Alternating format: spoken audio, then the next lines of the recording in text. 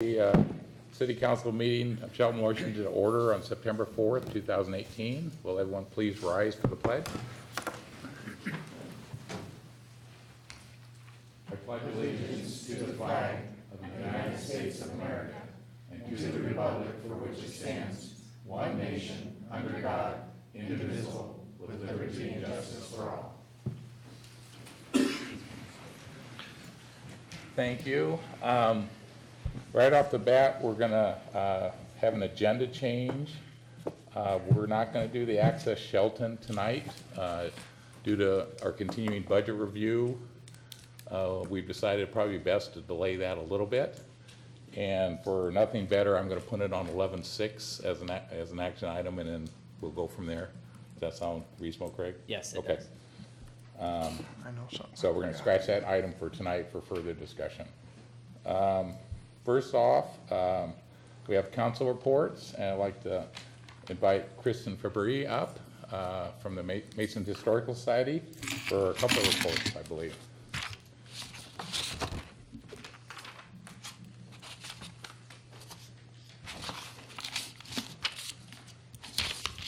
Hello, everyone, City Council members.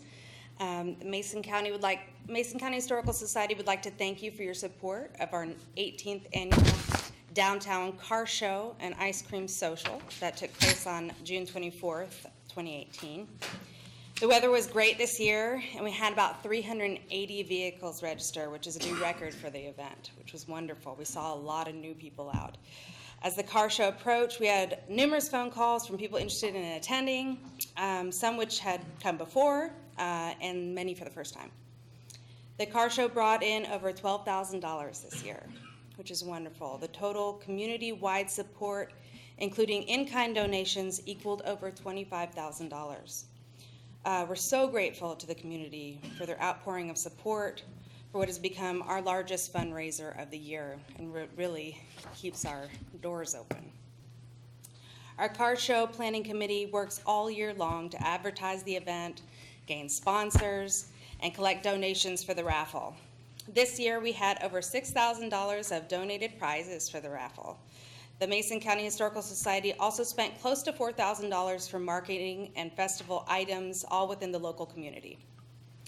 In addition to what is spent on the car show, there are many in-kind donations from businesses and citizens in the area, plus over 2,000 hours of donated labor.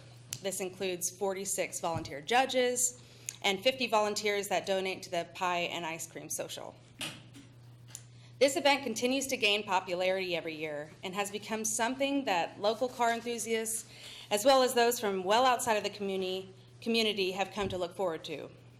We estimate that the event brought in close to 2,100 attendees, with 350 of these traveling from 50 miles or more. Of the attendees, we estimate that 18 were paid overnight stays, 55 unpaid overnight stays, and 30 were from out of state or country. We want to give our thanks to the City Council members and the City of Shelton for their continuing support to both the Mason County Historical Society, Friends of the Museum, and the Shelton Downtown Car Show. Thank you very much. Thanks, Kristen. Okay, and then I've got our second quarter lodging tax report for the museum. Again, we want to thank you for your support of the museum. A lot has happened in our second quarter of 2018. In April, we were lucky to receive a $1,500 grant from the Skokomish tribe, which we put towards updating our scanner and copier that was ancient, which was wonderful. So this was one of the first steps to allow us to quickly scan and add historical archives to our archiveinabox.com website space. Our new online archive will provide access to a number of historical archives, photos, and documents for the public to view.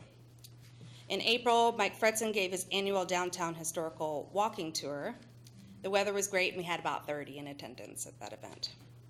On May 20th, Mike Fretzen gave a talk about artist Ori Nobles and Olympus Manor in Union at the Alderbrook Golf and Yacht Club with about 60 in attendance. We also had a booth at the Matlock Old Timers Fair, where we sold many local historical publications. This is always a good opportunity to share memories with Mason County residents and to attract new patrons to the museum that may not be familiar with the Historical Society. In June, we hosted a showing of The Ring of Fire at Shelton Cinemas as part of the Forest Festival festivities. Pictures and items from the movie were displayed at the museum throughout the month, as well as memorabilia from Forest Festivals of the past. Each year, we display the portraits of all the past Forest Festival queens. In June, director Kristen Fabry, myself, gave another presentation about the history of Hood Canal at the Alderbrook Golf and Yacht Club, with about 40 in attendance. Finally, last but certainly not least, on June 24th, we held our annual Downtown Car Show and Ice Cream Social. The fundraiser was a huge success that brought back many repeat visitors as well as many new visitors. We so greatly appreciate the community's support for that event. At the museum, we're currently working on building our online archive and continuing to organize our archival room. Our staff and volunteers continue to greet patrons of the museum, aid with research, write historical articles for various publications, compile our newsletter, and develop new historical programs and displays.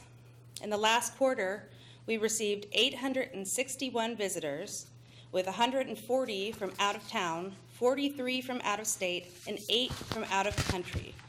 The out of country individuals included people from Mexico, England, the Netherlands, Belgium, Ireland, and South Africa. Also, most recently, and very unfortunately, we lost the president of our board, Annette McGee. Annette was a force in our organization and someone I not only had a great deal of respect and admiration for, but was also not done learning from. I'm just trying to remember all that she taught me, and we're trying to make her proud in our endeavor to grow and improve the museum and preserve the history of the community that she served and loved so dearly. So I would like to say thank you again to the City of Shelton for helping us support us with this mission. Thank you very much, Kristen. Any questions or comments for I have a Kristen? comment. I went to the one, the Artists of Union, or Artists of, that Mike put on. Mm-hmm. It was really good. It's really nice. Yeah, it's a nice venue. So much information and a nice venue, so thank you for providing those learning experiences for the public. Yeah, absolutely. I'm glad you could make it. I know I was out of town for the car show. My brother was in town from out of state. He has a classic car, so he goes a lot of car shows. He really liked the car show, so you entertained him for a day, so thank you very much. Good. It was a good year for it. Thank you, Kristen. Thank you. Okay, next on our agenda is Councilmember Dorsey, who's going to share some information about a letter of support for Mason Transit Authority. Yeah, I'd be glad to. The City of Shelton is pleased to offer our support for Mason Transit Authority grant applications to sustain existing services and assist in providing needed replacement of vehicles to further public transit in Mason County. Now, they're applying for grants that are given out by Washington State Department of Transportation. It's not something that City of Shelton is competing for, and we're hoping that they get them because they provide services for the elderly, handicapped, young, old, and the general public to get to places like school or the hospital or the grocery store or to work. So I just wanted to, or actually they wanted me to present this letter of our support for them getting these grants. So very good for our community. Thank you. Okay, and I guess we'll take a quick vote. Council agreed to sign the letter of support for MTA. All those in favor, aye. Aye. Opposed? Okay. Could you read that letter? Did I what? Could you read the letter? I can if you want me to. I would like to hear it. Oh, Thank you. all right. Washington State Department of Transportation 2019 to 2023 Operational Consolidated Grant Application and 2019 to 2021 Capital Consolidated Grant Letter of Support for Mason Transit Projects. Now, like I said, there's 4 different projects they're applying for. And They go like this: sustain core demand response, ADA mandated transit services to the elderly, those with special needs, general public, and the economically disadvantaged in Mason County. That's one. Sustain core regional connection fixed route service for the elderly, those with special needs, the general public, and the economically disadvantaged traveling out of county, including connections to Bremerton, Jefferson County, and Olympia. Inner city, Jefferson, Grays Harbor, Squaxin Island, Kitsap Transits, Washington State Ferries, and the Puget Sound Naval Shipyard. That's two. Sustain core zone fixed route service for the elderly, those with special needs, the general public, and the economically disadvantaged in Mason County. And number four, replacement of rolling stock inventory in Mason Transit Authority's aging fleet in order to sustain current levels of service and maintain a state of good repair. So it goes on to say the City of Shelton supports Mason Transit Authority's grant applications to the Washington State Department of Transportation. The above listed projects, which I just read, will enable the elderly and persons with disabilities, low income, special needs, the youth, and the general public to access basic needs transportation for human services offered both regionally and in Mason County. Many residents of Mason County need to travel to work, education, and other purposes within Mason County and beyond through connections with other systems. By providing demand response and fixed route services, Mason Transit is able to meet the transportation needs of a large segment of population in Mason County. Transit has a positive impact in remote and rural communities. Regional connections to adjacent transit systems are vital to community residents with obvious economic benefits and improved quality of life. If it were not for transit service, many of our seniors, people with disabilities, and people who do not drive or who cannot afford to drive would find their access to jobs and basic services severely limited. That's it. I say amen to that.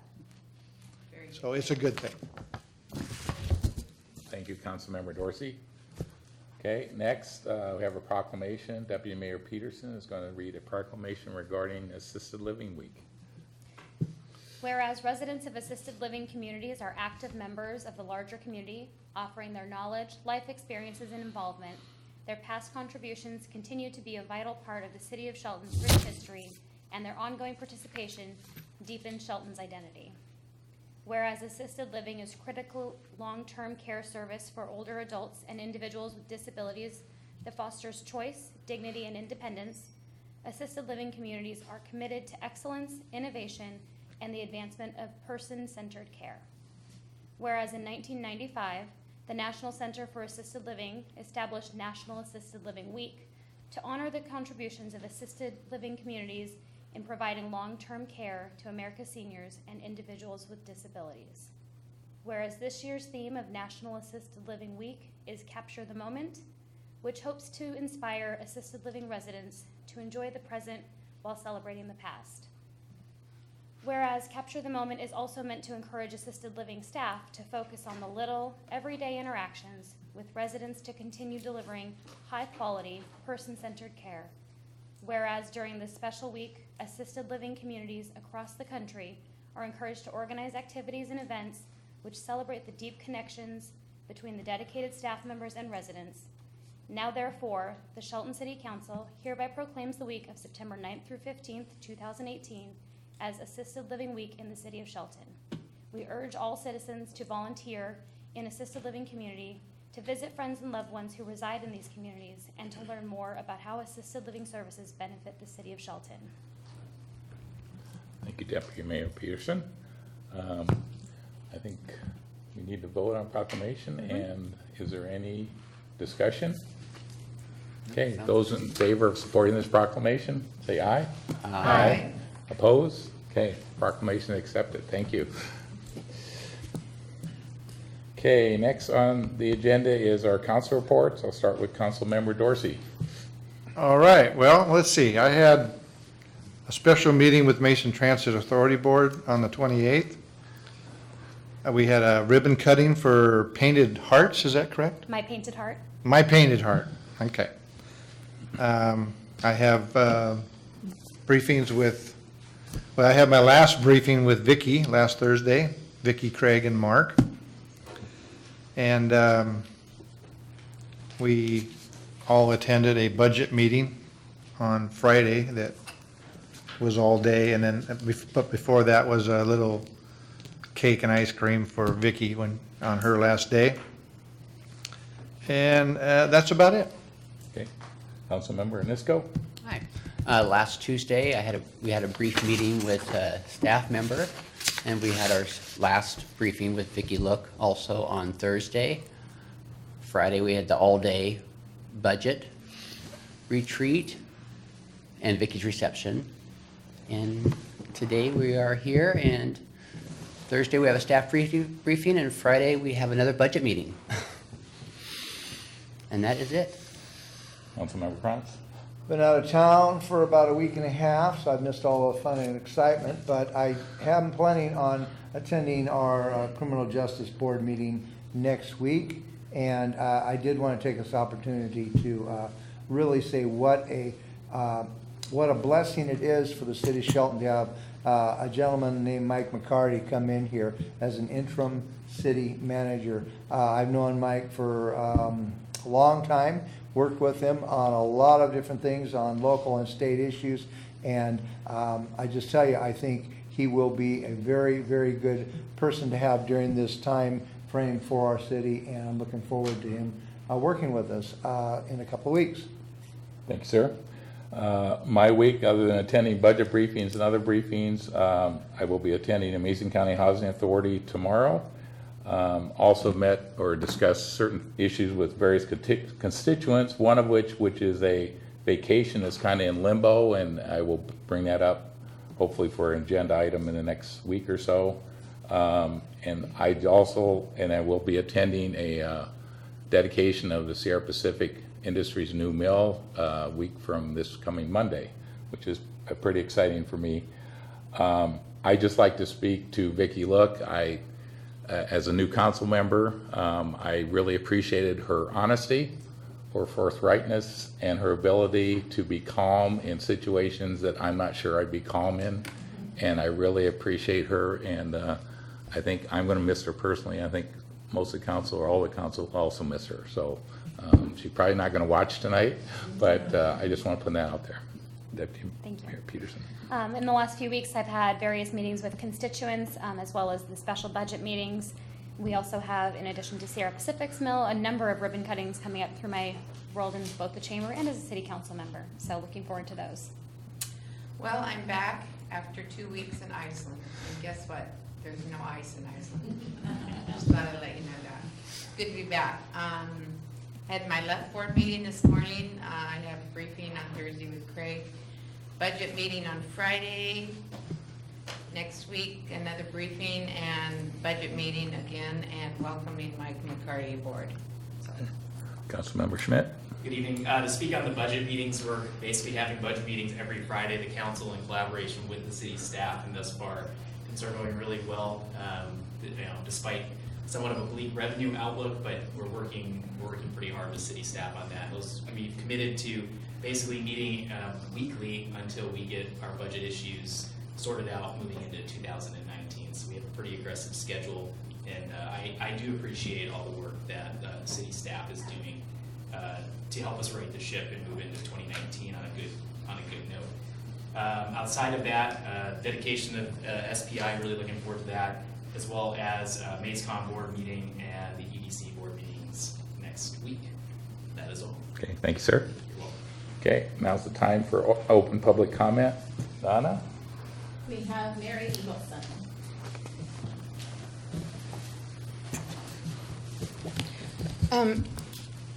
I spoke with a couple girls this week, and I don't know if this is, I really thought it would be more for the chief, and he's not here today. I've spoken to 2 or 3 girls in this town in the last year, and one I just spoke with the other day, and she was picking up some medicines. She's really stressed. She had been raped and went to Shelton Hospital, had a rape test, but the case got dropped. The perpetrator got to go because there is no nurse, registered nurse, that can do or sign off on a rape kit here in Shelton. She would have had to go to Olympia. She didn't have a car, and nobody could take her. So the guys get away with it. And if they know that in this town, that's why girls are vulnerable. And I think something has to be done, because I don't think that's something that I would want in my town.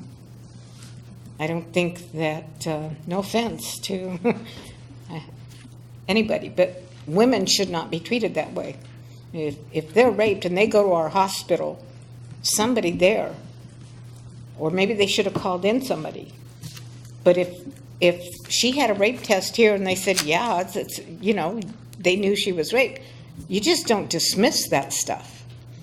And I don't, you know, I thought maybe the chief would be here, maybe it was more of his problem, but I don't know if something you can look into, but I think it's something that's got to be looked into one way or another.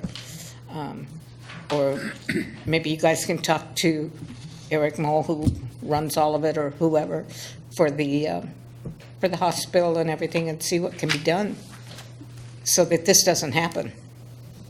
Because I just don't think our town should have that. And I'm not saying, you know, I don't know the girls personally. I can't say whether they, you know, whether they asked for it or didn't ask for it, but it's not acceptable in any case. So to have it dismissed and have people go free, I think we need to check into that and have something done. That's it. Thanks, Mary. Okay. And we'll ask the chief to address that issue, or at least answer your question. Okay, thank you. Donna? All we have, Mayor. Okay. Sir? Stephen Marler. Did you sign in? Do you have to sign? No, I was not aware of a sign-in sheet. Okay, we have one here. We'll get you one. Card? You want to get it, Andy? We'll get Thank you, a Andy. card. Thank you, Andy. We got lots of cards. Go ahead, sir, you can sign in after the fact, I think. Okay. What I'm going to read from is the Shelton Municipal Code, which is current through ordinance 1925-0718, passed on July 10th of this year. And this is the service compulsory segment regarding solid waste, section 8.08.030.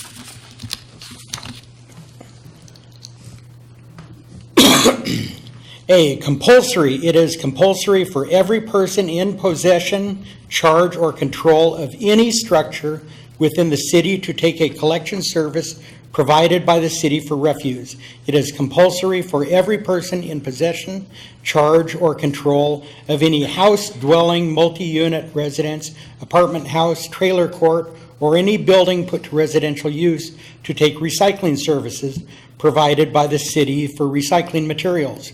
Failure to make such service shall not exempt any party from payment of the regular charges established for that service. The city may, when unusual or extraordinary circumstances prevail, grant an exemption from compliance within this section. The city must approve any service level for collection of refuse for all customers. Okay, to that effect, I've been a long-term resident of Shelton, as well as my wife, and we have recently, through the unfortunate death of my wife's mother, taken ownership of her home. It happens to be next door to our own home, and my son is at the opposite end of the block. We're the only tenants on that side of the street, on that city block up on Capitol Hill. I am disabled and on fixed income, and have limited, additional money to throw out there. But when I contacted the city after having the water disconnected, and then further contacted Mason County Garbage to have the garbage discontinued from her home because there's nobody living there, and no one planned to live there because it was her home, and it's not a rental unit. I was told that there was a compulsory mandatory garbage collection for every structure in the city.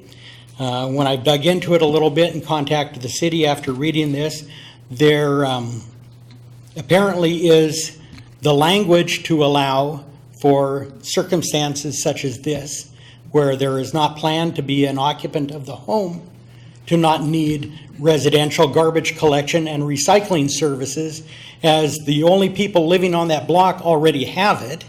And yet, when I tried to arrange for this exemption, I was told no. The problem is that there is no language dictating what an exceptional circumstance may be to this ordinance. I don't see how we can have an ordinance without the language that specifically dictates what would be an exemption to that service or not. It's incomplete. Thank you, sir. Time's up. Make sure you fill out your card so we have your contact information. Thank you. That it? Okay.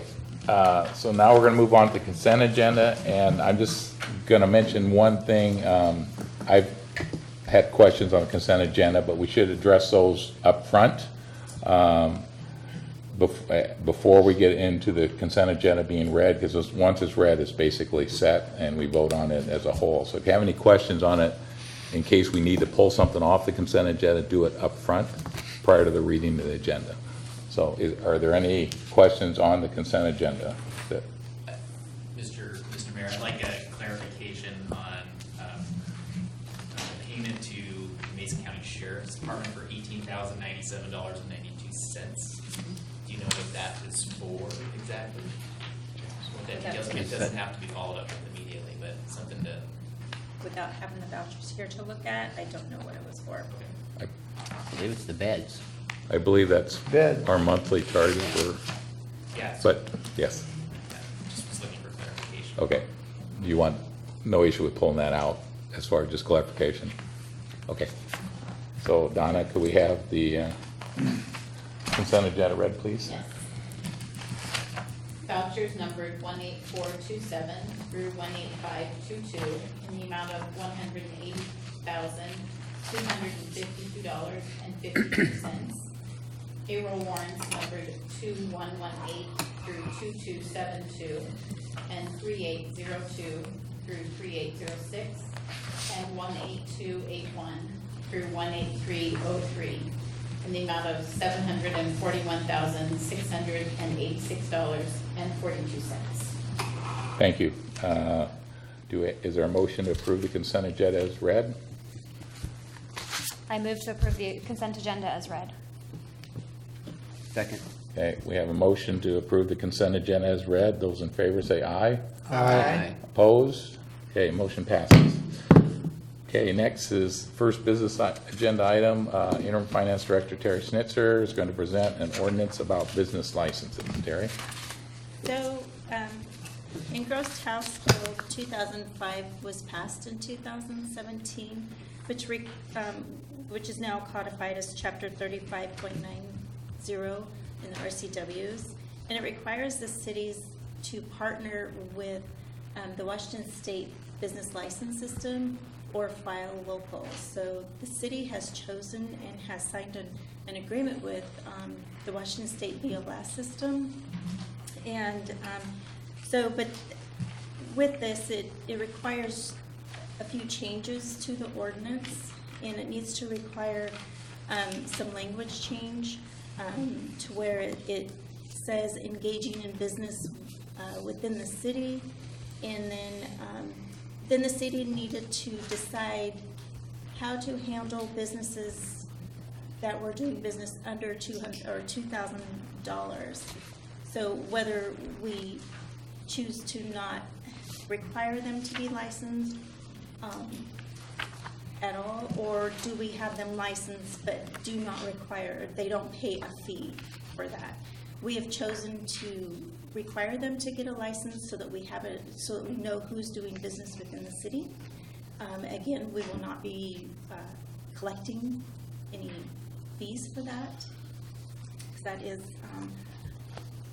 part of that business license ordinance model. So This ordinance needs to be adopted by City Council by October 17th of this year. It is a requirement. If we don't do it, we will not be able to do license within the city. So we're just asking if you could put the ordinance on the action agenda for September 18th. Okay. Thank you. Questions from the council? How do we know that their gross sales are going to be $2,000 and not 20 or 30 or 40? It's basically on the honor system to the state. Well, and Terry, if I can speak to that perhaps. This was something that came up during our conference at Association Washington Cities in one of the seminars. And my understanding is that after the first year, they will have reported back to DOR and they'll have a figure. So if it exceeds that $2,000, the following year they'll be required to license themselves within any of those cities. Do they have to prove, they have to have a paper trail of proof that it's less than 2,000? Not for the first year. It's the honor system for the first year, and following that, Department of Revenue receipts. So whatever they report to Department of Revenue is what they're required to file within. And why, I wonder why they're doing the first year honor system. I don't believe they have a mechanism in place, so it just gives them a place to start. Okay. I think it's great. I think we're going to actually find more businesses than we knew we had in the city of Shelton. I'm not real thrilled with the 11% processing fee they're going to be charging people. It's $11? 11%. No, it's $11 for the renewals. Oh, it's $11? I thought Yeah, it was $11 percent. on the renewals, and then it's gonna be $19 on top of our fee. Our fee is $30 currently for the renewals and $35 for the new business license. So it's $19 for the, any application fee that goes through, plus our fee of $35. Any other questions or comments? And just for general public to have a bit of background on this, essentially this streamlines the business licensing process so that when folks are registering with Department of Revenue for their state business license, they can indicate in what cities they will be doing business and simultaneously apply for licenses in those cities. So rather than going online and getting their state business license and then coming down to the city of Shelton and applying separately, it's all done as one process. So it will take some of the staff load off of our current system, but there will still be some back and forth with the state in terms of collecting those revenues and ensuring that folks are registered and reporting accordingly. Thanks, Steve. Okay, I have a first reading of ordinance number 1926-0818. Ordinance number 1926-0818, an ordinance of the City of Shelton, Washington, relating to partnership with the Washington State Department of Revenue for the purpose of issuing business licenses and amending Title V of the Shelton Municipal Code. Okay, do we have concurrence to move that to action item on September 18th? I Yes. concur. All right, thank you. Okay, next, Interim Assistant City Manager Craig Greger is going to talk about a joint venture for the adoption of a solid waste comprehensive plan. Thank you, Mayor and council members. Presenting to you tonight, the Mason County Solid Waste Advisory Committee Comprehensive Solid Waste Management Plan. And this is a venture that Mason County took on their own. We partner with them basically just in a concurrence letter to adopt this. They do need that to approve that entire comp plan to move forward. But basically, it's much like any other comp plan. It's an overview of what they need as far as infrastructure, rates, and the overall health of the solid waste system. And since we are contributing to that, we are a partner within that. And back in 2006, we did sign a resolution basically defining our role within that and the requirement for the letter of concurrence. And that has recently been completed, and it has been on us for quite some time. I have had it for a while and just haven't gotten to it, so we are asking at this point to move forward with that. And I would try to answer any questions that you do have But not being directly involved in this, I do have limited knowledge to what is actually in the comp plan. I have reached out to Rick Frederickson with Mason County Garbage and also Bart Steep with Mason County.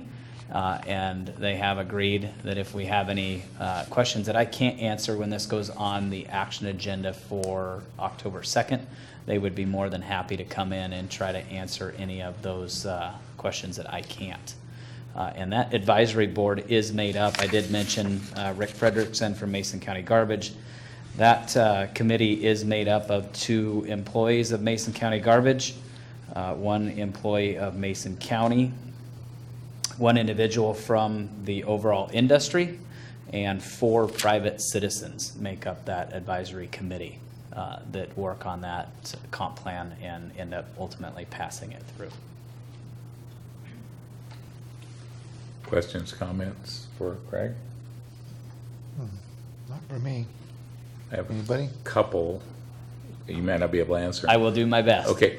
The Republic contract basically covers both the transportation to the Roosevelt landfill and the actual disposal, not the rail transportation or the trucking transportation from Mason County Down transfer south. station to the landfill and the landfill costs. That's what's included in that That is charge. my knowledge of it, Okay. yes. All right, With Republic Services, okay. yes.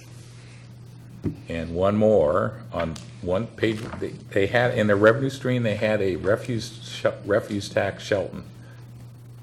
Do you know what that is?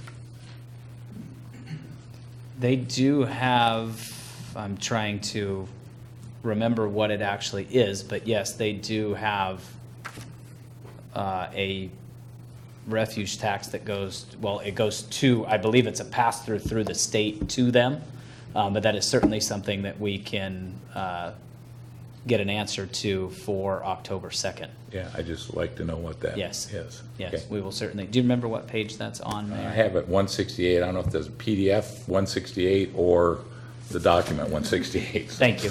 Okay, Yeah, we will certainly look into that. We'll bring you back an answer to that question Okay. on October 2nd. thank you. All right, no other questions? Do we concur to move this to action item for October 2nd? Yes. Right? Thank you. Next, we have, okay, we're skipping action item F, so we're on to the residential paving contract from interim Assistant City Manager Gregory about the contract that's going to be ongoing soon, I assume. Yes, we hope to get this started fairly soon before the real rains set in on us. We did put these off quite some time, hoping that we could get that to couple up with one of the other paving projects that we have had planned to get a better cost on ultimately an economy of scale. So we did put it off until the end of the summer, but we did go out to the MRSC Small Works roster and did get back 5 responsive bidders, and ultimately Granite Construction came in as the low bidder at $213,769.75, which is slightly more than the $200,000 that was originally budgeted. So we are just slightly over that, but with the overall market right now, that is a fairly solid bid, considering they did range from in the 275 range down to the 213. And we have worked with Granite Construction in the past, and they are a very good contractor for paving. Questions, comments? I think it's great that the people who voted for the Transportation Benefit District are seeing big projects and small projects as promised, as the 20 blocks a year, the downtown to connected project, and I think it's great that we're actually getting some of this work done, and look forward to getting it all done in the next few years. And with the road rating program being completed, we certainly will be able to spell this out in the future and let people know exactly where they land on that list, so they can know when we're coming to their neighborhood. Greg, how many do you have prepared now? I know I've seen at least 6 myself. They are almost all prepped at this They're almost point. all prepped. They're prepped, and basically we'll have to go back and just do a final pass over with the grader on Yeah. them to get them fully ready a day before, and then likely block them off for the contractor to come in and actually pave them. And a lot of them didn't have much prep to them. It was Right. basically a maintenance of them, and what we normally do is go out, we do grade those roads, shape them periodically. So really, it was just tuning those up and making sure that they were to the shape and consistency that we wanted to actually put pavement over. So more of a maintenance issue than really refining the actual project roads. What was your estimated start time for paving? We've estimated that to be September 24th. 24. By the time we get this signed off on today and get them paperwork out and actually work through that with Granite, we anticipate that'll take a couple of weeks. So we anticipated that start date to be around the week of the 24th. And then that contract has a 20 workday contract, so they would have to finish up sometime by late October. About So a month. hopefully dodging the real rains that normally come in mid to late October, so getting all of those finished up before that does come.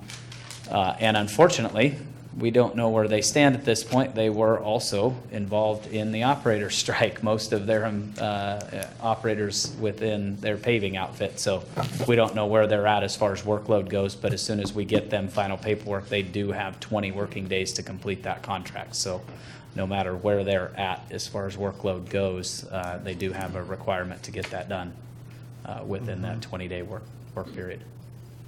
And I assume from your statement, they're not one of the contractors that has currently settled. Is that correct? Or do you I'm know? not sure if they actually settled in the last couple of days, as many of them did. A lot of those larger contractors did settle. Some of the smaller ones have not, and I'm not sure if Granite was actually settled theirs, but I'm sure lasting a couple of weeks, they've got some backlog in work at this point, whether they settled or not. Anything else from the council? Well, Craig, and these are all scheduled to be HMA overlays, so we're looking at not just a fog seal or a chip seal, but a full-on pavement of these 20 blocks. Most of them are 2-inch lifts over existing pavement. Some of them are new pavement over a gravel road that's going to consist of a 3-inch depth in pavement. We also did just one kind of variance to that down, not a residential block, but a much-needed block to be paved. The section of Front Street between just to the south of the alley between Railroad and Coda on Front, and then around the corner where the old liquor store was at, Cut Rate Auto Parts, out to the light on Coda from Front to First. We'll get a 3-inch overlay. That's subgrade's terrible down there unless you go in and spend hundreds of thousands of dollars in subgrade. We're going to try to put a 3-inch overlay over the base that's there now. And we did that many years ago, more than a decade ago, on Coda Street from 7th out to 12th, and basically just overlaid the existing asphalt that was in very poor condition, and we have had great results with that. Little heavier traffic down there, but figuring if we can get about 10 years out of that, we may be able to get a larger project to address that entire area. So continuing to look at that and monitor that. But that section more of a Band-Aid than anything, but we did look at 3 inches of an overlay on that one. So a little variance to what. That was on the list also. That one is getting done this year, correct, yeah. And it will certainly cut down on maintenance. You can go down there now and see how that roadway is just cold mix over the top of cold mix over the top of cold mix. So certainly cutting down on operation budget with that area. So very excited to get that done. Thank you. There's one more thing. I know we were in a hurry to get these done as promised by the end of summer. I noticed there was a few chip seals in there. Have we talked to the county for maybe partnering with them on chip seal projects?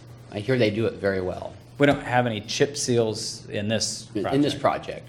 We do not have any in this. Okay. Yeah, we have done them in the past. Okay. And it is certainly something with the Access Shelton concept that we are looking at as far as maintenance, whether that be a fog seal or a chip seal. So certainly we will enter into those conversations with not only Mason County, but also private contractors as far as fog seals and chip seals to see where we can get the best price. But hopefully we can partner with the county and get some things done along with them as we used to. And we were pretty happy with what we got out of the county chip seal program for many years that we used those. So rekindle that relationship and hopefully work with them in the future as far as our maintenance goes on some of these roadways that aren't to the point where they need an overlay, just maybe sealing up the cracks and those kind of maintenance operations. Anything else from the council? Anyone signed up for public comment? Okay. Do we have a motion? I move to approve the 2018 residential paving contract by authorizing the council to sign the project award form and authorizing the mayor to sign the construction contract once it's returned to the city for final execution. Second. Okay, we have a motion to approve the residential paving contract. All those in favor say aye. Aye. Opposed? Motion passes. Next, we have interim finance director Terry Snitzer to go over, present ordinance about revising the budget for 2018. And as you know, we've been working, thank you. As you know, we've been working for months trying to reconcile this 2018 budget. And so with that, I'm going to turn it over to Sandy. Good evening, council. Dean Sandy. This is our action item from what we had brought to you back on August 21st with our longer presentation, and we're not going to go through that whole presentation again tonight. Just go over some highlights from that. I do want to point out the only one change that has been made to the list of adjustments since the 21st was really just a move of an adjustment between departments. So there was $1,000 for public defense trial expenses. It was listed under court. It's now listed under its correct department of legal, but no change in the dollar amount or any substance of that, really just a change in the department listed on your adjustment sheet. As Terry mentioned, we've been working for several months to try and update and correct the 2018 budget, so we have a good platform for the rest of the year as well as going into 2019.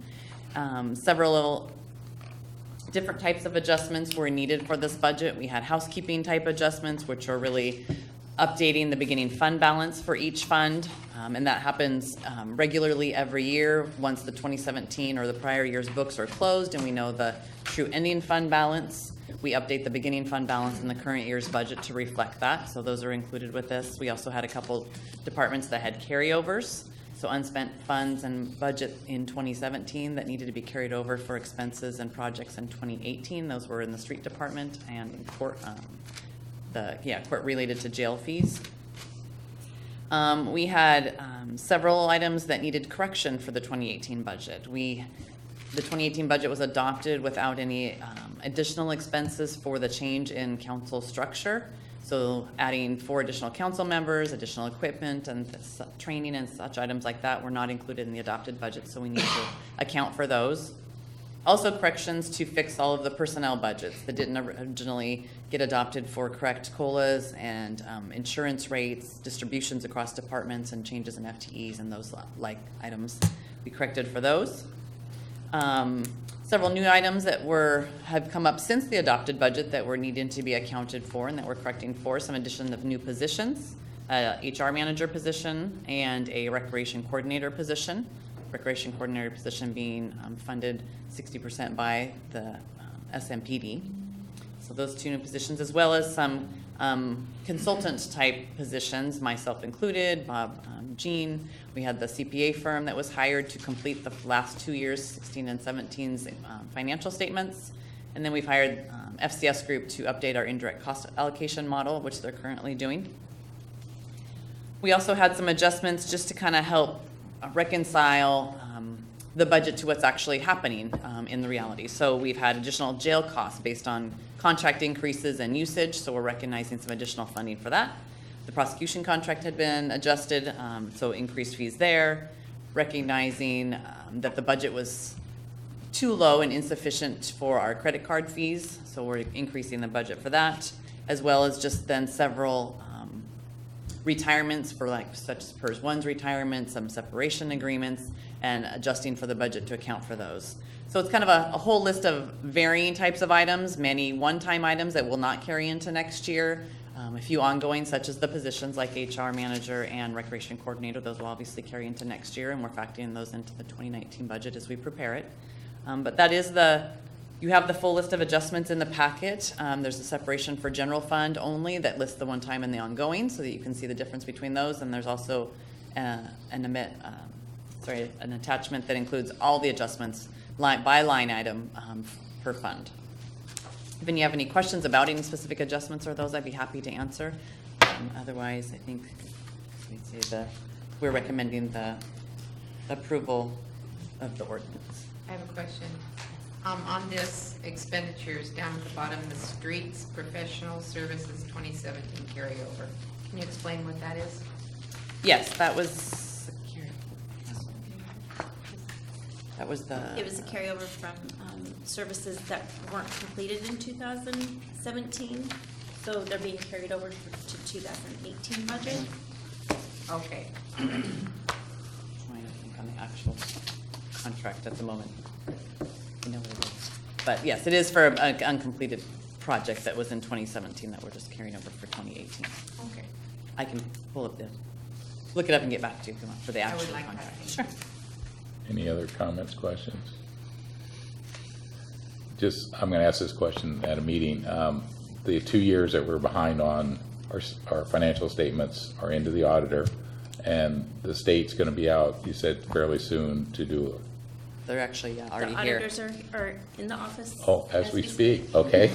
They've All gone right. home for the evening, but they will be back tomorrow. Okay, all right. But yes, they have not indicated a timeline for us. We will be bringing the entrance audit soon, within a couple weeks Okay. of them starting. So. All right, thanks. So, anyone sign up for public comment? Okay, no public comment. May we have a second reading of ordinance 1927-0818? Ordinance number 1927-0818, an ordinance of the City of Shelton, Washington, amending the annual budget for the year ending December 31st, 2018. Do we have a motion? I move to adopt ordinance number 1927-0818, an ordinance of the City of Shelton, Washington relating to the 2018 revised budget. Second. Okay, we have a motion to adopt ordinance 1927-0818. Those in favor say aye. Aye. Oppose? Ordinance is accepted. Thank you, ladies. Okay, next, Communication Economic Development Officer Andy Arnez is going to share information about our Economic Development Strategic Plan. Andy? Perfect. Thank you, Mayor, members of the council. What you have before you tonight is the final draft of the comprehensive 5-year Economic Development Strategic Plan. This is a project we've been working on for about the past 6 months. Just as a refresher, this plan, this is something that focuses on encouraging business development, entrepreneurship, workforce development issues, as well as identifying methods to translate Shelton's unique attributes into an array of competitive advantages. Here with us tonight for I believe is the third time, I think. Welcoming back our friends Jeff, Marcel, and Ashton Allison with TIP Strategies. They're the economic development firm that has partnered with us to work on this project. So with that, I'd like to turn over the time over to them. They're going to provide you some more details on just some of the information that's included here. Well, good evening, council members.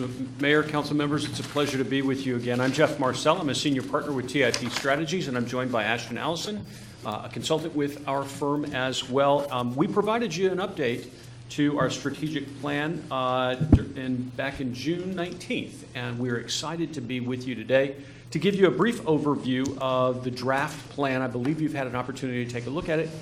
We've put together a PowerPoint presentation that'll give you a quick overview of the plan, but then we'd like we're available to respond to any questions that you have about the plan as we move forward. Can I proceed through the PowerPoint? Please do. Excellent, thank you.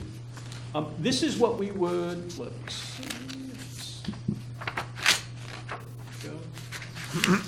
This is what we'd like to cover with you today. Let me share this, though. First, I will say, there is no shortage of beautiful photographs in this community. You all should be very, very, very proud of it. This is what we'd like to cover today. First, I'll come and give you a project overview just to summarize what's been done and where we're at. I'll talk a little bit about some of the summary findings, and Ashton will join me as a part of that. Ashton will then take you through the plan itself, and then we'll respond to any questions. We'll try to move through this fairly quickly. We'll go through about 20 minutes, and then we'll respond to any questions. And so that's how we'd like to proceed. Just in terms of doing a quick project overview, the first thing I want to do is acknowledge and recognize the steering committee that's been actually a vital part of this strategic planning process. You all are quite fortunate in terms of the kinds of leadership that you have in this city.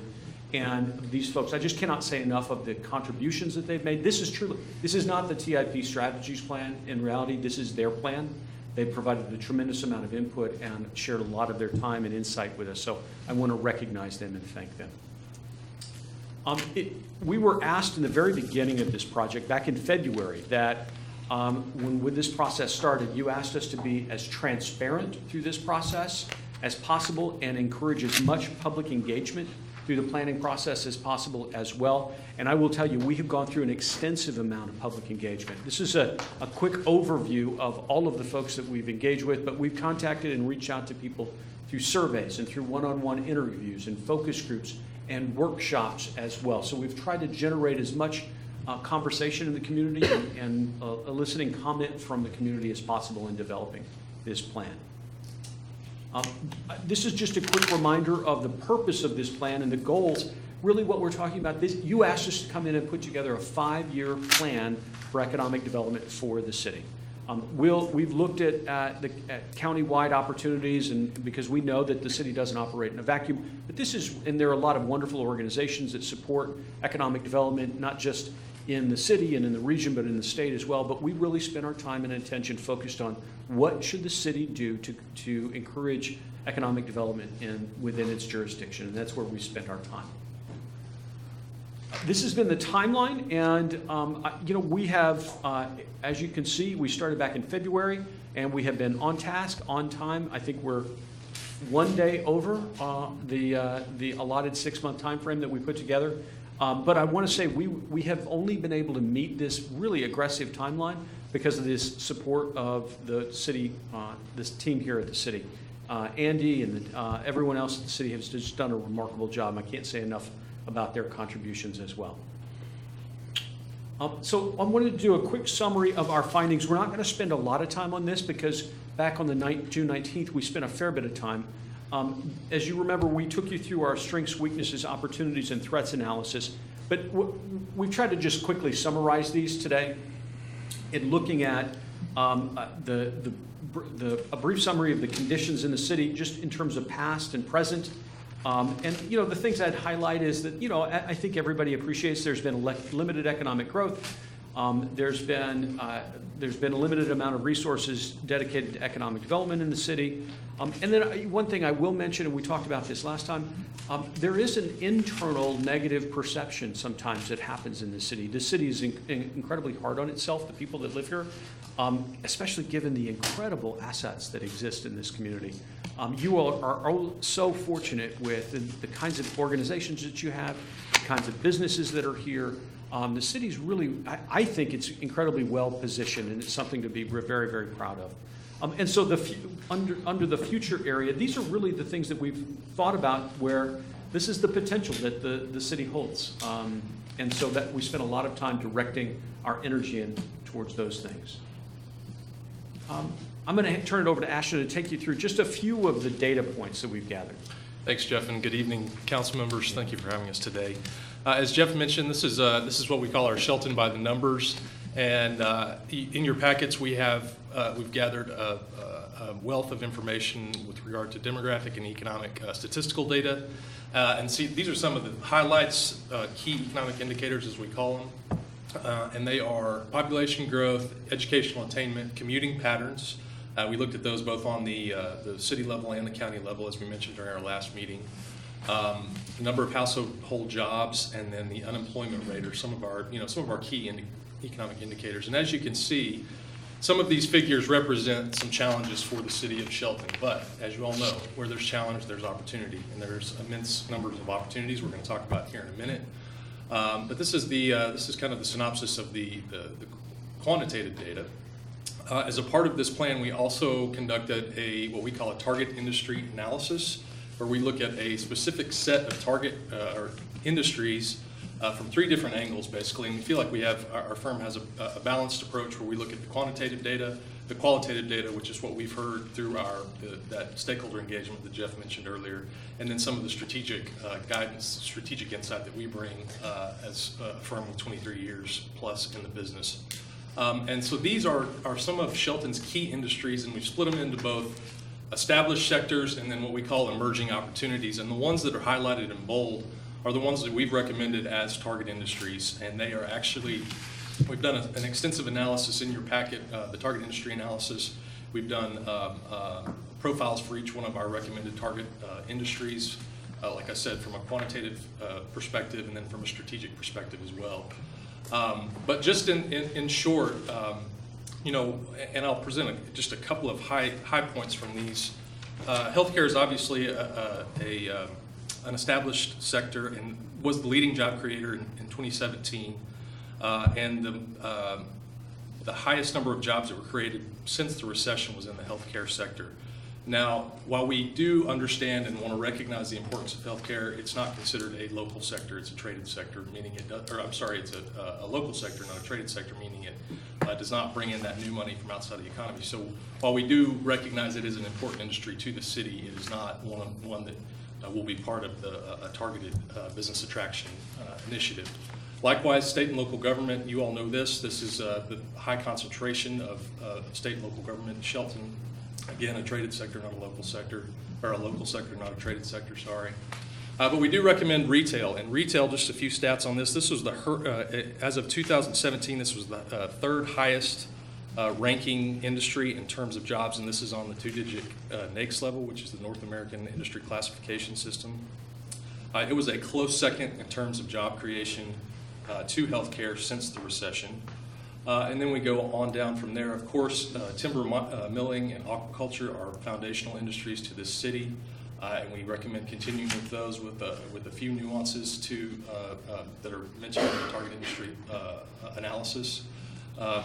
Specialized agriculture, we feel like there are some really outstanding opportunities as far as hospitality and tourism, given your proximity to the Olympic Peninsula, your location on Highway 101, your involvement with the Explore Hood Canal marketing group, tourism marketing group, and just the immense number of outdoor recreational opportunities and frankly scenic appeal. I tell Jeff, I think every time we come here, I'm just looking forward to my trip to Shelton because it's such a peaceful setting to do business. I'm sorry I missed the car show. It sounded like So this is, in a nutshell, this is our recommendation on target industries. We feel very confident about this. Obviously, and we'll talk more about this in the future, but industry attraction is an important part of the City of Shelton's economic development strategy, but it will be in a support capacity to what's going on at the Economic Development Council of Mason County, because that's really one of their primary or core competencies and core part of their mission. So, but very important nonetheless. So we will dive into, go ahead, Jeff. Yeah, sure. So now we want to take you through the plan itself, and we'll try to skip through this fairly quickly so that you have an opportunity to ask questions. So just as a brief description, so this is a vision statement for the plan itself. This is not a vision statement designed for the city. This is a vision statement designed for this economic development plan. And it's an important tool for us because it orients every strategy that we identify has to serve and fulfill this vision. So it's a little bit like a compass heading. Everything else is designed to help us get to that direction, but it's a direction for us. And I want to say this was, the steering committee did a fantastic job during the visioning session to help us come up with this visioning statement. This is the strategic framework for the plan itself. It's made up of 5 different pillars. And I think you should think about a lot of this as almost foundational kinds of programs for the city to make sure that it has a solid economic development program in place. The first is putting together the city-specific economic development program. The second component is establishing an economic development committee that will help advise that program. Internal marketing, you heard me reference earlier that we'd like to build some enthusiasm and some civic pride about the opportunities that exist here. That way, everybody in this community is telling good things, telling their friends and neighbors outside of Shelton what a great place this is. And then we have a whole category focused on place and talent, and then on industry attraction. And so let me ask Ashton to take you through each one of these fairly quickly. Yeah.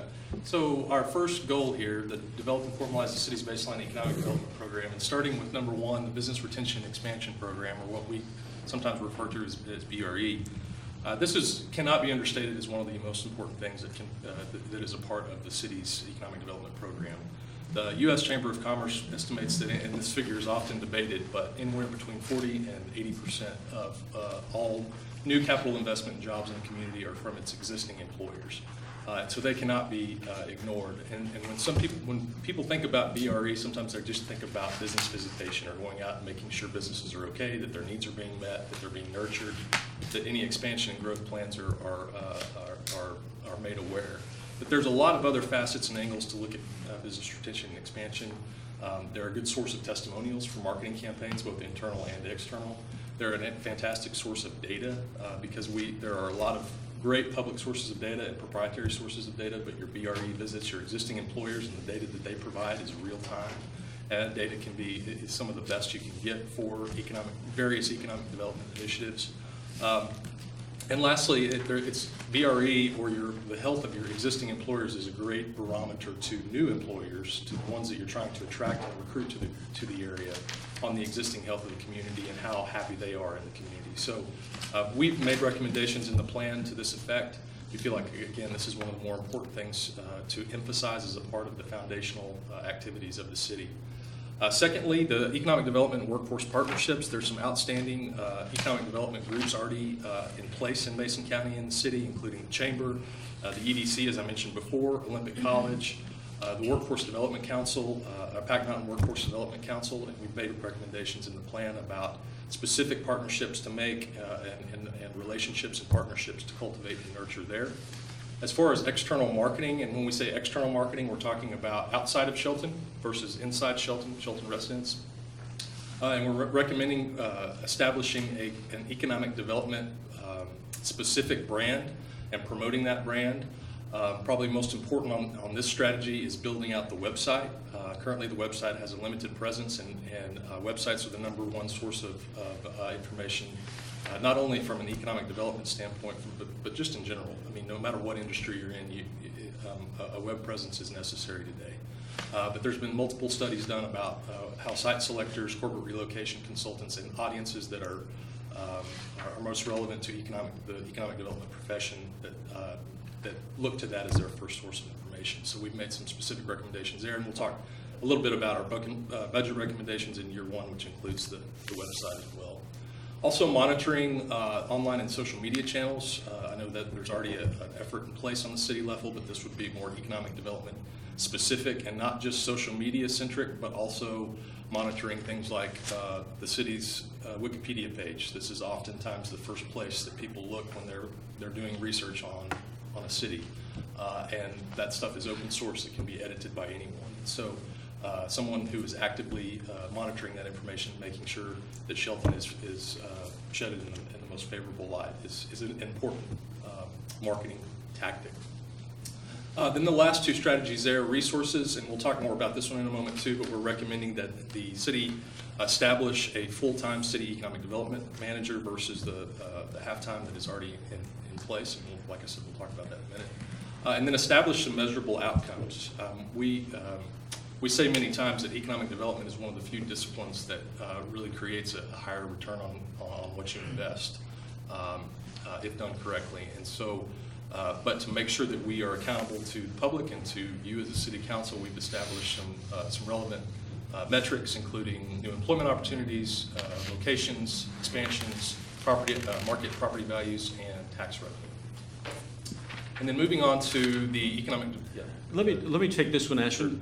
So let me share briefly about what we're talking about related to this strategy. So the Economic Development Committee, really, think of it as the advisory board to serve the team at the city who's trying to conduct economic development. It's an opportunity for community leaders, folks who are engaged in economic development, not just in the city, but around the city, to serve on that, to talk about big issues that are facing the city over the next several years. And it's really a tool to make sure that this plan stays on track. So you have an advisory body. Ideally, we've identified folks that we think make perfect, that would be perfect representatives as a part of that body. And those include folks that have been a part of our steering committee, but we've also made other recommendations as well. Yeah, and this folds in perfectly with some of our other initiatives, for example, internal marketing, because not only will this group serve an advisory and accountability capacity, but also being ambassadors to the community about economic development. So it's multifaceted how this group, and we're just leveraging resources that are already available and expertise that is already out there. Our next one is next goal is internal marketing, and this is stated as to launch a city-led internal marketing campaign to educate residents about the importance of economic development and foster civic pride.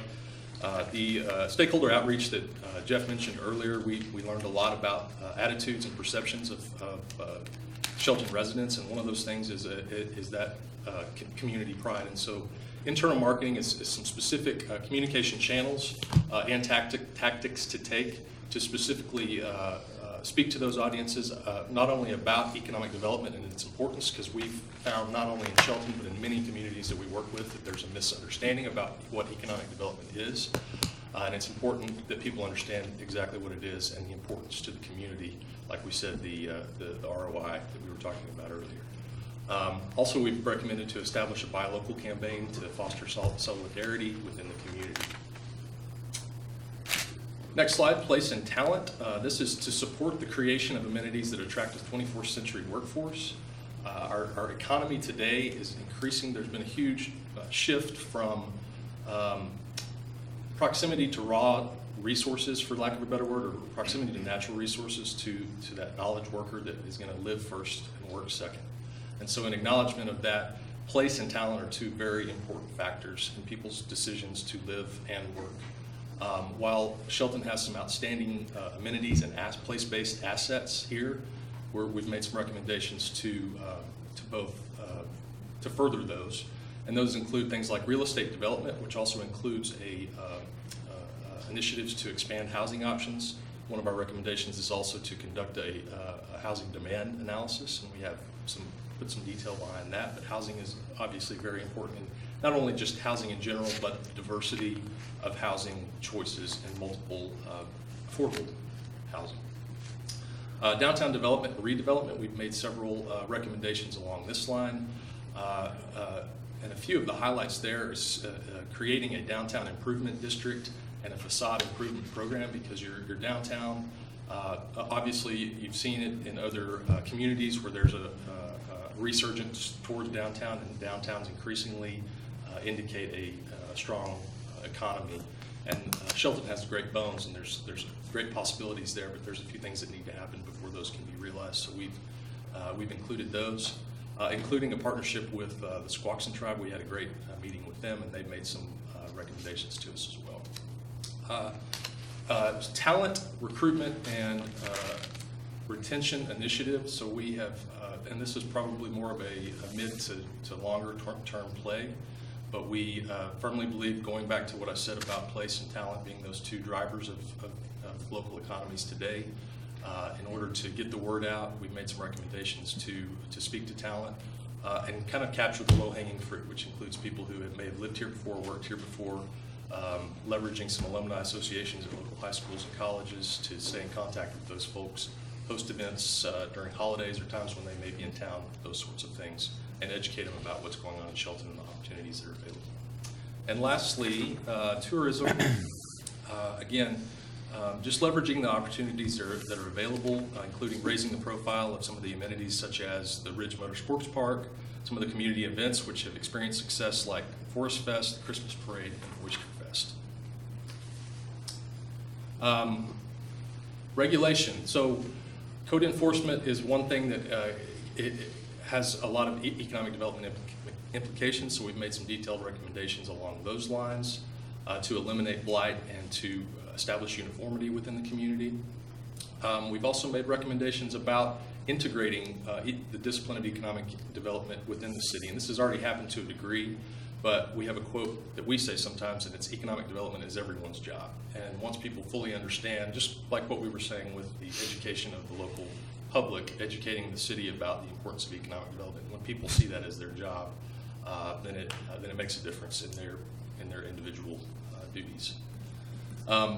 Infrastructure, we're making recommendations to promote some of the infrastructure improvements that have happened in the county or in the city, like the water treatment facility. And then lastly, promoting the asset that you have in the Mason Transit Authority and their distinction as a premier mass transit system. Lastly, industry attraction. And like I said, we are recommending that the city act in a support and a partner position to the EDC's efforts. I know there's some other organizations that are working on the attraction front, but they are really leading the charge.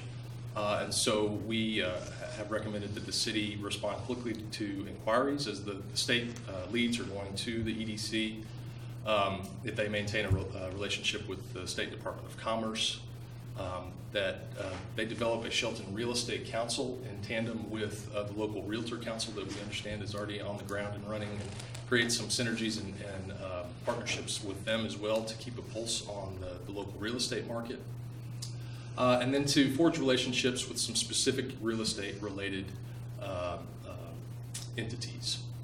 Next, as we have mentioned before, your engagement with the retail coach is going to yield several recommendations. Of course, we've worked with the real estate coach many times. We believe in their product, their service, and recommend that you execute on their recommendations. As I mentioned before, retail is obviously one of our target industries, and we've made several recommendations there. We've also, in the industry profiles, we've delineated between Shelton's advantages and some market opportunities. We've done that for retail as well, some specific things that the Economic Development Department can undertake to leverage opportunities in the retail industry. Third to last, the proximity to major markets. Obviously, we are in a great position to be close to a lot of big cities, including Seattle, Tacoma, and Portland. And we've made recommendations to leverage local business leaders and executives in the area, and also keep an eye on some of the conferences and events that come to these cities and the decision makers that attend those events, especially decision makers in target industries that would make sense to cultivate a relationship with. Sure, let me talk about, I know this is probably something I know that you all looked at your leadership retreat last week, and this is a recommendation that we are making, and that's the increasing from a half-time position for economic development to a full-time position for economic development. As you can see, there's a tremendous amount of work to be done here. Now, we've tried to encourage the concept of collaboration throughout the plan itself, but there'll be a substantial amount of work that needs to be done, and we feel like the current half-time position that's going to be a very daunting task to have that person, especially in that first year, deliver on all of those kinds of activities. So that's the recommendation that we'll make there. And I would encourage you, and you heard this earlier, believe me, every community that we work in, we know that there are budget challenges and budget difficulties. Economic development, if it's done appropriately, done the way that we've encouraged, it should be a return on the commitment that the city makes in terms of new capital in terms of tax revenue growth. We think that that's a big priority. It's one of the few functions that a city can have that grows. It's not an expense, but it actually is designed to help grow the tax base. And so we would encourage you to think about it in those terms. The last thing we'll do is I want to share with you, this is the implementation matrix. We've talked about this a little bit, but this is the tool that once we have approval from you to move forward, we will flesh out, build out this implementation tool. This is the tool that's going to identify what of the strategies need to be done when, and the time frame and the metrics and milestones associated for each one of those. This is a tool that you will be able to adjust that the economic development team here at the city will be able to make changes and adapt. The plan itself, I promise you there'll be a strategy that's been identified that will change and adjust because market conditions change and adjust. But once we have approval from all of you, we will then build that out and then share that back with Andy and the team at the city. And it will also identify partners, whether if there's two partners that would be involved in implementation, we'll identify that with the matrix as well. So that is the presentation, and this is an example from Northwest Florida. We have not built out the plan. So I don't want you to... I was looking forward to a trip to Florida. Yeah. Just kidding. So with that, we're happy to answer questions. We know we covered a lot of material. We know that the plan itself is a meaty document. There's a lot there. But you asked us to be as diligent and thoughtful in this process as possible. We're happy to respond to questions after this meeting as well, or one of the things that we've always, and I think I've communicated this before, anytime we work with the community, we feel as though it's a long-term relationship. So we want you to know we always will be a sounding board for you to help provide guidance and insights, and we want to make sure to maintain and nurture that relationship over the 5 years that you all are implementing this plan. So I'm happy to respond to any questions. Thanks, Jeff. Ashton, questions from the council? Just a comment, I'm very interested in the implementation side of this, of course, and unfortunately, with where we're going in the budgeting process right now, that's a very short time frame to sort of set the right foundation for 2019. So as soon as we possibly can see some of those implementation steps and kind of know what's next in that would be much appreciated, so we can check that into our decision. Absolutely. We can certainly complete that in short order. And one other comment, I was reading through it, and I did notice, I do appreciate the social media campaigns, the marketing end of things. Although one did strike me as kind of interesting, and I'd be kind of interested to hear more from you guys on this. But leveraging active local social media users for internal and external marketing efforts. What I'll say, recently we haven't had a ton of great luck with local folks marketing the city very well onto the social media scene. So can you just kind of expand on that, what that means? Sure.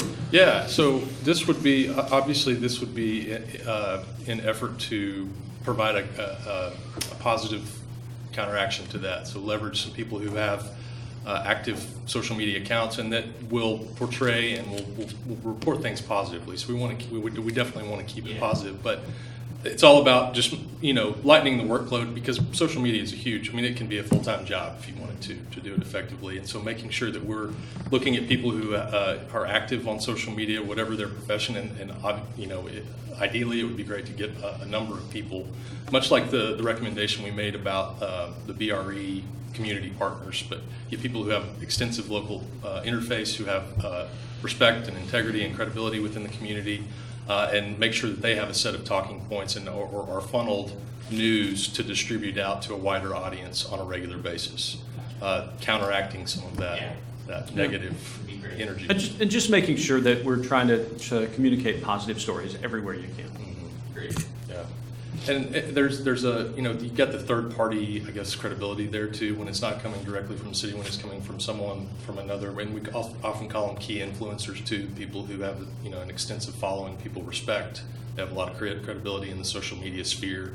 If they hear it from them, sometimes the perception is different if they're hearing it directly from the organization. So that also is a helpful angle. Anything else? Can you speak a little bit? No, go ahead. To the committee structure that you've proposed, and it appears that 2 of the seats are dedicated to folks that were part of this planning process. If this is in fact a standing committee that we anticipate will continue to work throughout the 5 years or beyond that, how do you see that transitioning as some of those folks may take on different roles within the community and making sure that we're keeping a relevant approach within those committee meetings? Sure. So the reality is, it's your committee. Oftentimes these are called economic development commissions or city committees, and so it's a pretty common mechanism. But, and these are just some suggested kinds of folks that we, or organizational representation that we feel is appropriate. Those would be the folks who are actively involved in economic development in some capacity. But we also think it's really important to have community leaders involved. You want to make sure that the size of the committee is not so large that it's unwieldy, but I think it's pretty that you all have done such an outstanding job putting together the steering committee that for us it was just a natural transition. And that's oftentimes when we do this kind of work, that steering committee does transition into a committee. And as a follow-up, I would just say to that I would hope that if the good work this committee is doing continues in the way we hope it will, they would be reporting back to council more than once a year. If we've got them meeting once a month, I would anticipate we'd have a much more regular contact with them and a conversation, so we're continuing to keep them at front of mind as we're looking towards our economic development programs. I had a data question, and I get confused on this every time I look at your numbers. The Shelton data, like the net inflow and outflow of employees, basically, that's really interesting data. Mm-hmm. Shelton is defined as 98584 or Yes, the zip code. The zip code. Yeah, Okay. unfortunately, we can't drill down any lower than that on the commuting data and on a lot of different data sets. And in any comparison with Mason County, that's total Mason County versus Shelton, not Mason County less Shelton. It's total Mason County. Correct. Great. Total Mason Okay. County. Total. Thanks, Ashley. Yes, sir. And Mayor Rogers, anytime we start to get really tight in terms of the geography, the data is just if we're looking for absolute accuracy on the data, it's going to be tough. But it does point in the directions that we're trying to look for and helps inform decisions. So the unfortunate thing about commuting data is it's 2015 numbers are the latest ones available. I think they're about to come out in 2016, so you're operating on a little bit of a lag. It's still reliable, but you do have that lag time. All right, seeing no questions. Public comment? None? Okay. Oh, we actually, looks like I see a card in the back of the room.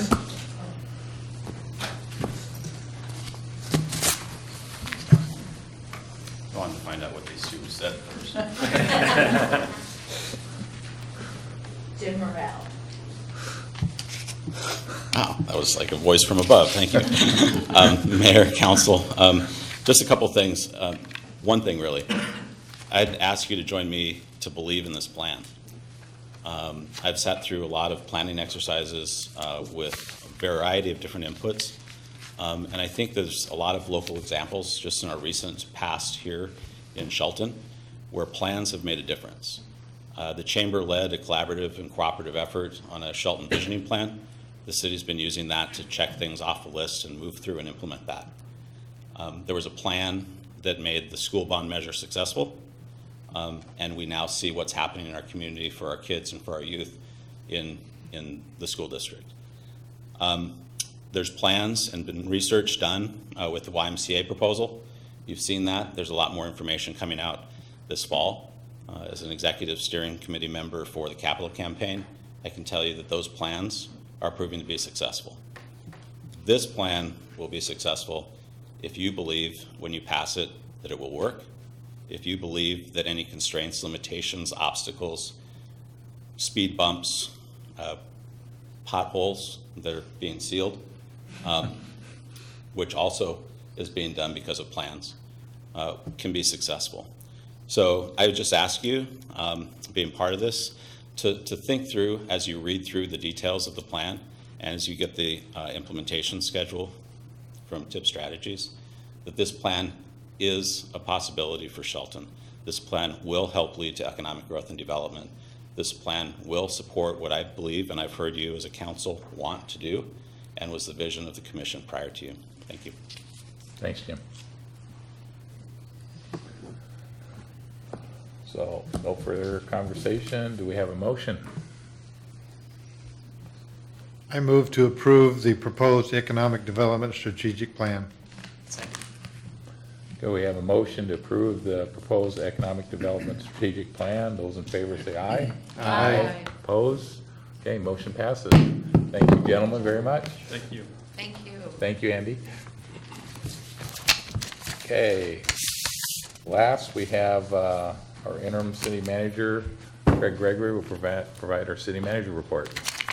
Thank you, Mayor, council members. Per the council direction, we have entered into discussions with Michael McCarty to perform the duties associated with the interim city manager position. And we have reached an agreement per the terms authorized by the council.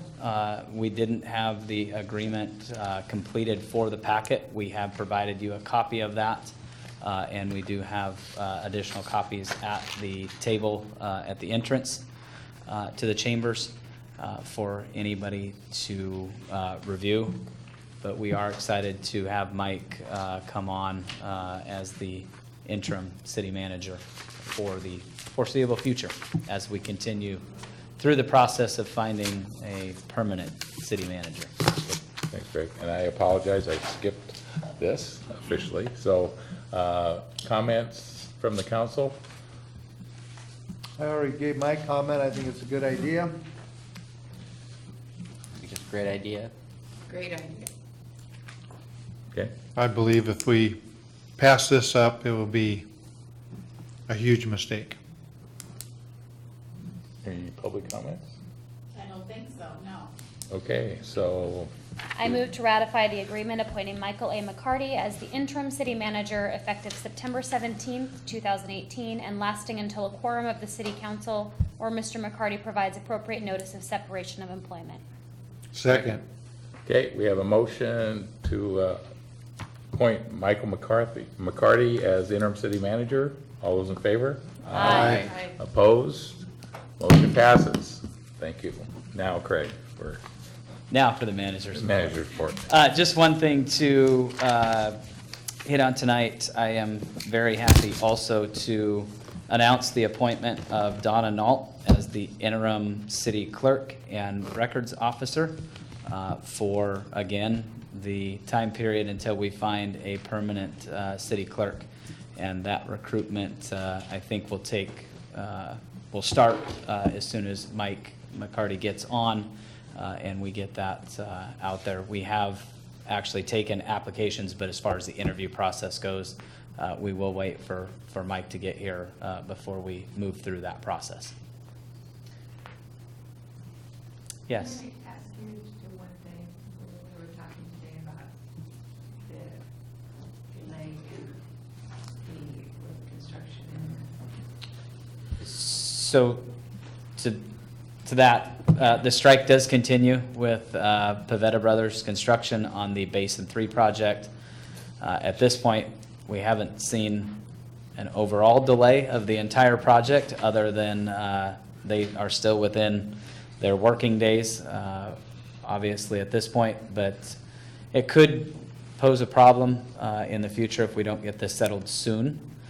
It certainly could delay the downtown connector project, and ultimately, if we don't end up getting the First and Alder improvements done and weathering that over the winter and maintaining that is going to be likely a very big issue with a very poor subgrade down in that area if that doesn't get some asphalt on it before we get into the winter months. That could be a very poor situation out down in that area. So we're hoping for the best to get Pavetta back working, and we have a construction meeting scheduled with them even though they're not performing any work at this point. We have asked them to come down on Thursday to give an update and really try to nudge them as soon as this strike is over, that they bring out multiple crews to catch back up and get ahead of Wanch Construction doing the downtown connector project. So we are staying on top of it. We can only push them as much as we can, but at this point, we are giving them a gentle nudge to move forward. Any other questions for our interim city manager? Just thank Donna. Yeah.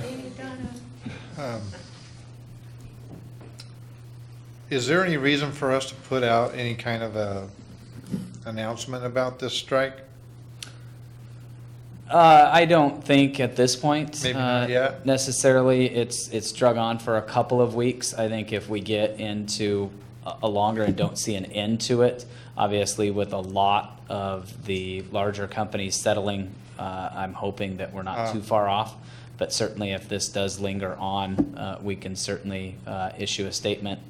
And for everybody's benefit, we certainly want to move that project forward. I went business to business the other day, and we are going to send out a press release just announcing really to support your local businesses that are affected by the construction, because I did hear a lot of good things, a lot of positive things, but some negative things that go along with construction that we certainly want to try to mitigate. So we will be sending something out, shop local, support your businesses down in the construction area.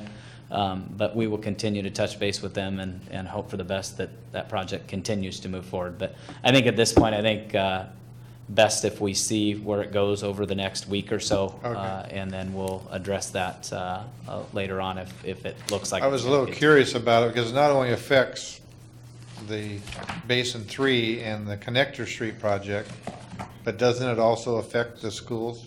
It does. Yeah. It does, yes. So. And our 20 residential blocks also. So that too. really Yeah. everything going on in Shelton at this point, it is affecting one way or another. So Okay. Yes, well, hoping for an end to it soon.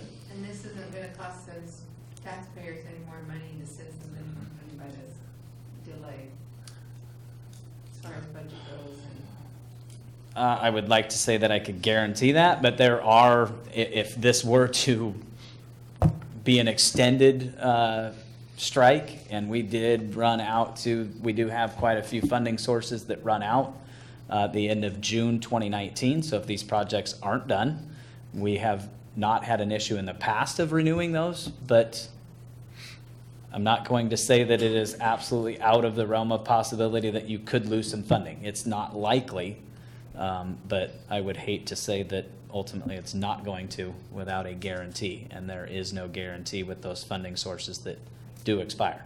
There have been citizens asking about these questions, and, just want to answer for them when they do ask. So if any of these projects run past June 30th of 2019, we do have to file for extensions. We have on a couple of those funding sources already that we had secured years ago and haven't had an issue with it, but we never know where that state budget's going to go either. So it would be in everybody's best interest to get these done by the scheduled time frame of June 30th. However, Craig, am I correct that the end date for the contractor does not change with this strike? These are days that they still have the deadline to meet the project, and beyond that, there are provisions within the contract to address them not meeting that. Is that correct? Correct. So within the Basin 3 project, I believe they have a total for both schedules, not just the underground utilities, but also the paving portion of that contract. I believe the total is 290 total working days. So if they go above and beyond that, we would have, at that point, an avenue to try to recoup some of those costs. So these are not days, these are days that are counting against their total working days. So to answer your question, yes, they did ask for a couple of non-working days due to the smoke a couple weeks ago. We did deny those with knowing that they were on strike. They went ahead and asked anyway, so we did deny those, but all of these days have counted against their total number of working days. Thank you. You're welcome. Their working days compared to the grants expiring, what's the difference there? How much leeway do we have between the two?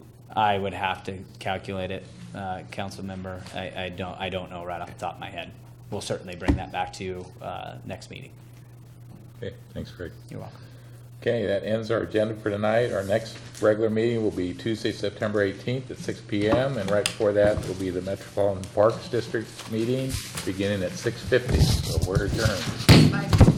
5:50, sorry.